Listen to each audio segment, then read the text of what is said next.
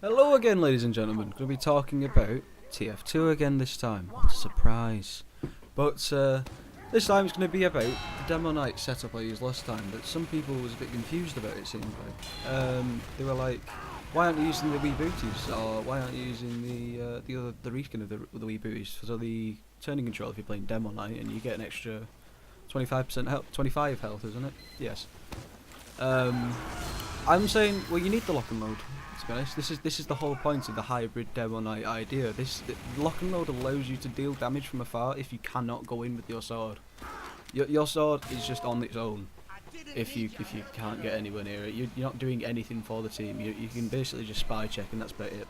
You can't get anywhere near anything that's got enough bullets on it, because the shield usually only has blast and fire resistance, so you're kind of screwed if you're on your own.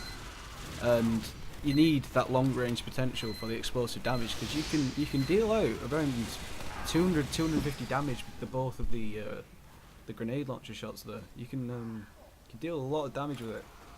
The lower clip size and the lock and load is quite a pain, and the fact that you can not like spam it round corners to actually hit people or cut off a checkpoint or anything, you can't really do that much. But you can still, if you can aim it, it is a fantastic weapon. It is a direct upgrade for me, I think.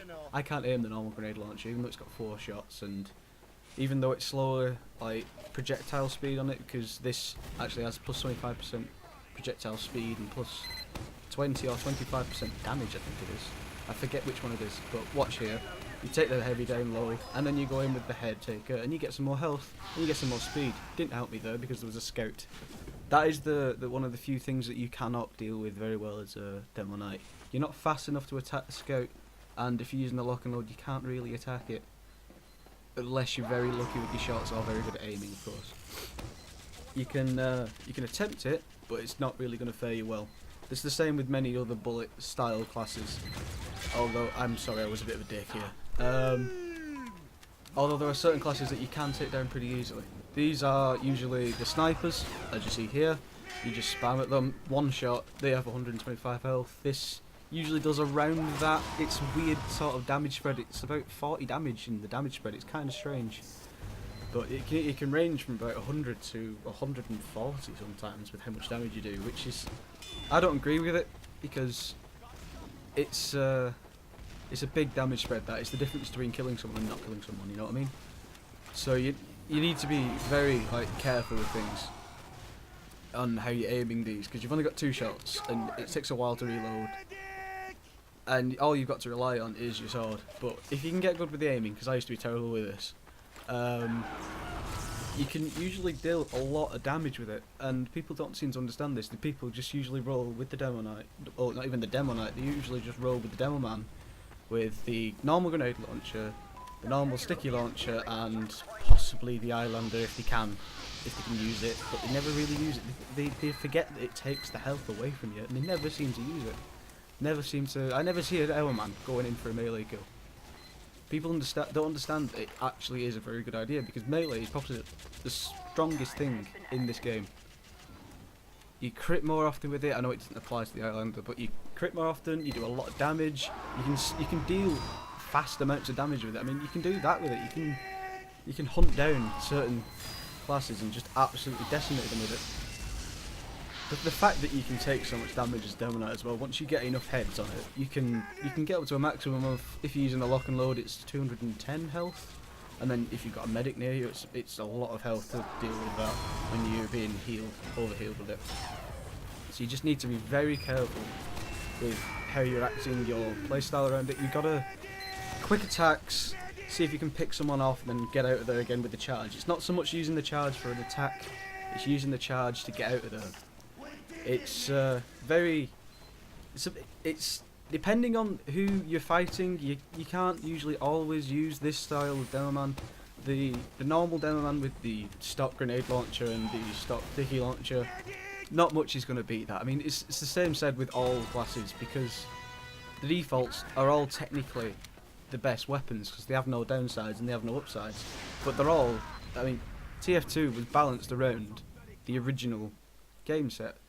So if you go into the game with that in mind, then you need to understand that certain weapons they are going to have bonuses, and there are definite upgrades, such as in comparison to the fire axe for the pyro, the third degree is an upgrade because you can attack medics, but it's not so much a upgrade, it's just a reskin with extra shit on it.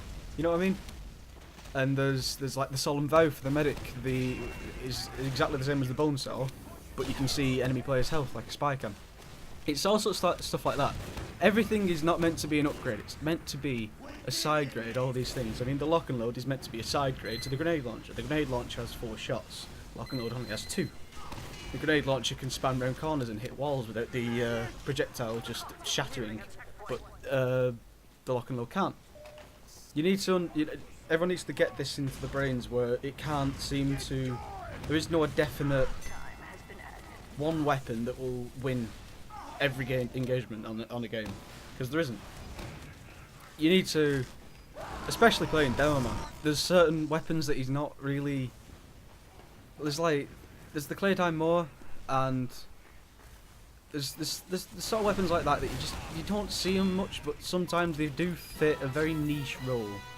I mean, people say there are bad weapons, but there isn't.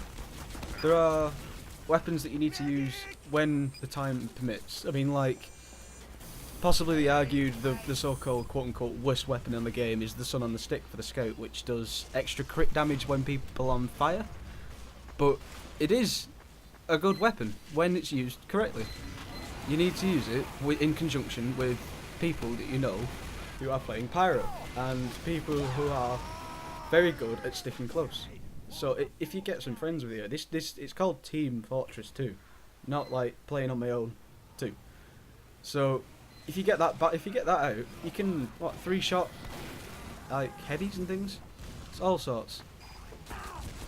Just coming to the close to the end of the video, and that was a little bit of a rant on how you need to play this if you're going to be going into the game with these sort of ideas of playing these classes. I mean, like I said about scouts here now, there's going to be a scout and he's going to attack. He's obviously a decent scout anyway, because he can aim them shots.